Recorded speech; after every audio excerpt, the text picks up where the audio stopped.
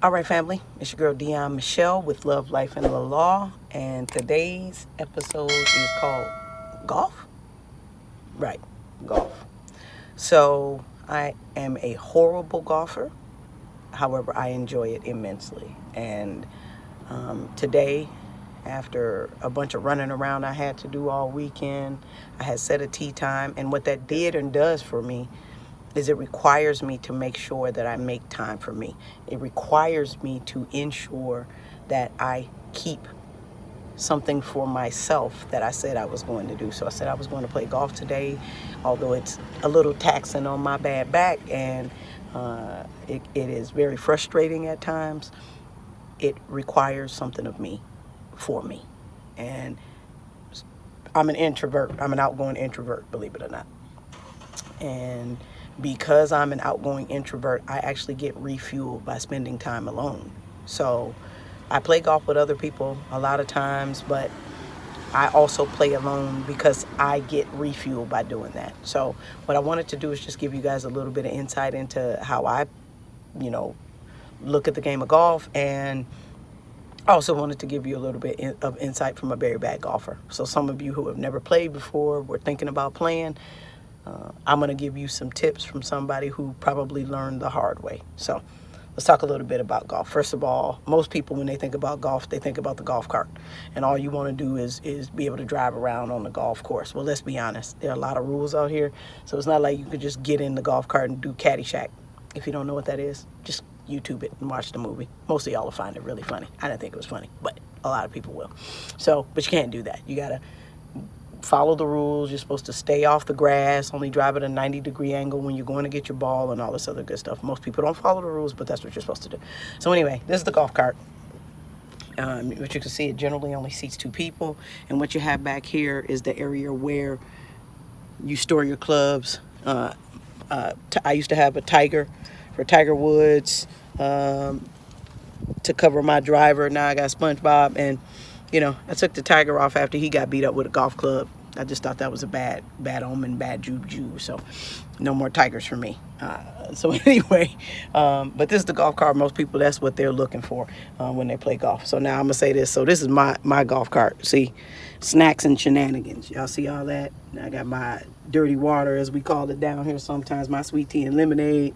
These are the 3 of the balls remaining out of the probably 20 that 30 maybe that I knocked in the water. I got my Mike and Ike's down in here, and the sleeve of golf balls. Now let me say that, and this is my frozen water. I always bring frozen water with me when down here in the South, because it's hot and then it still stays cold when you are riding in the golf cart. So most people buy a sleeve of balls. So let me say this to y'all. There's some people coming, so forgive me if you hear people talking in the background. This is a sleeve of golf balls, right?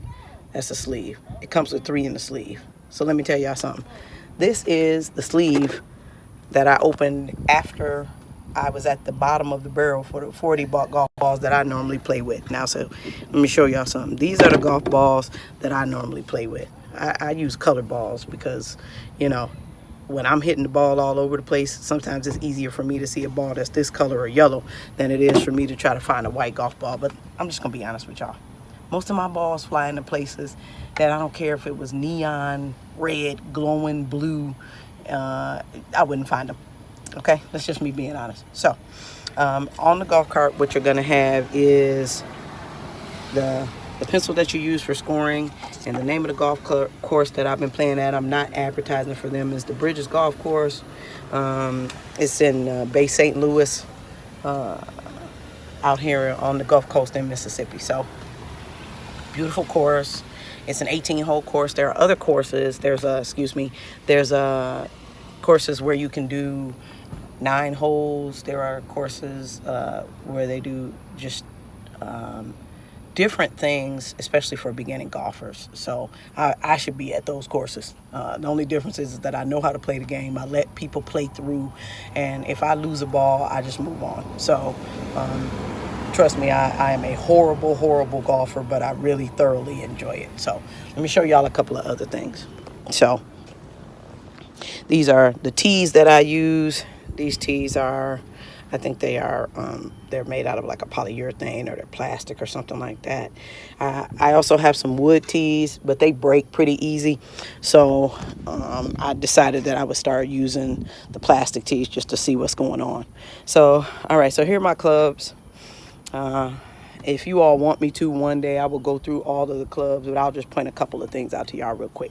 So this is a driver. And that's the biggest club that I have in my bag. And I'm gonna tell y'all, they're all worn out in different places and all that kind of stuff. Not because I play so much, but probably because I'm so bad I had to take so many shots. This particular club is called a hybrid club. Don't ask me why it's called a hybrid club, but that's what it's called. And I'm sure we could look that up, but I'm not gonna go through all that right now. This is a fairway wood. This is actually a three wood, if I'm not mistaken, and the numbers correspond to the angles on the face of the clubs, right? So these are called irons. So this is a 5-iron, and they make it real simple for you. The number is on there, and then this is a putter, right? I have two. I bought one because this putter right here, the grip, which is down here, it started tearing up, so I had to get it redone. And while I got that one redone, I had another basic putter that I purchased, and I used that. But now I can have two, so that when somebody comes and I want to play with someone else, the thing that usually takes the most time is when you're on the green, because you're analyzing a lot. But the other thing is that, so let's say that I am hitting the ball out of the grass in the middle, which is called the fairway. I might need a fairway wood, but somebody else that's a better player might only need a 5-iron. So with this one set of clubs, we could both keep playing at the same time and not slow a lot of people down. So there's some other things that I do as a golfer. I keep a pair of sunglasses hanging off. I also have something to clean my balls off with and my clubs. And then I keep a lot of towels. I sweat a lot, y'all. That's just me being honest. This right here on the cart, this is the sand container, so that when I'm digging up they're accidentally digging up the grass, when I hit a divot, which is what it's called when you miss the ball or you hit the ball so far behind the ball that you dig up the grass, you're supposed to fill that in, let the sand fill in that hole so that people's balls don't just fall in the hole. The thing I really enjoy about this game, aside from being able to spend time doing something that's interesting to me and having time to refuel, the other thing that I appreciate about this game is that it has structure and etiquette. So what you see me in, and I'm not advertising for the people who own this shirt, but you're usually supposed to wear a collared shirt, and then I just wore some shorts, and then I have on some golf shoes. These are, I don't even know what brand these are. I have another pair at home, from some name brand, but the truth of the matter is most of the time when I'm out here, because our weather can be a little unpredictable, in a good way, it's usually hot or humid. So what ends up happening is I come out here, I'm playing golf, right, and it's muddy, so I'm swinging the clubs everywhere, and mud is flying all over the place and all that other kind of stuff. And so it doesn't make any sense to just always be out here wearing a bunch of fancy stuff, because you're going to end up getting dirty anyway. But I like to match and I like to look decent, so that's what I do. What you'll find inside of here, though, I'm a snackologist, so y'all saw all that stuff in the cart. Don't judge me. But I also keep other stuff inside my bag, like here are my tennis shoes that I'll put on when I get done. But on the other side, which is around here, these bags, they're really, good. They keep a lot of different pockets for you to put stuff in. Inside of there's some bug spray. I also probably need some sunscreen. I'm pretty fair-skinned, and I burn easy. That's just the truth. But I keep a lot of snacks. You see some sweet tarts up in here. I think I got some M&Ms up in here. And as y'all can see, there's another towel. So what you'll also find is I usually keep 2 gloves, right? If 2 people are going to be playing, everybody needs a glove. The glove goes on your non-dominant hand. So I'm right-handed, so you wear the glove on your left hand. So anyway, that's my little quick overview for you all about one of the pastimes that I like to do. Like I said, there's a lot of interesting stuff about golf in and of itself, but the biggest thing is it gives me a chance to refuel. I get to be out in nature, and sometimes you hit a good shot, and it makes you want to keep coming back. So I'm gonna give y'all a couple quick tips from a bad golfer. Number one, when you get out of the cart and you take a club, Lay it down wherever you are going to have to walk back to and through. Because once you do that, it'll keep you from losing your clubs. I think I lost a club one time because I put it on the other side of the hole, the pin, the cup. When I walked away and got back in my golf cart, I just drove off. Now, usually they'll find it and put it away for you, but I was playing golf in Hawaii one time, and again, I'm not bragging. It just is what it is. I had a friend that we were going to Hawaii, and he said he wanted to go play golf, so I brought my clubs and we played. That is what it is. A lot of people think that golf is a really, really expensive sport, and it can be, right? Because you have to buy clubs, or, me, balls cost a lot. I don't buy balls in sleeves like I told you. I buy my balls in cases. So I buy like 45 balls at a time, and that might last me 3 or 4 rounds of golf. I'm just being honest. So, and I'm talking about 9 holes, not even 18, because golf courses generally are 18 holes. Even when I play 9 holes, I probably lose 10 or 15 balls. But laziness, don't want to hold other people up, and a lot of times my balls just end up in the woods or in the water, and you would have to have scuba gear to go get some of my balls. So anyway, but what I would say to you is, it can be expensive, but it can also be inexpensive. There's a organization that used to be, I don't know if they still do it, but I'm sure there are other organizations like it. It was called First Tee. So you could go to a golf course and it might cost you $9. Sometimes they'll allow you to rent clubs or whatever the case may be. So don't think that it's just a super expensive game and that you can't play. When I go play on a military post, sometimes it's like $18 and you can play all day.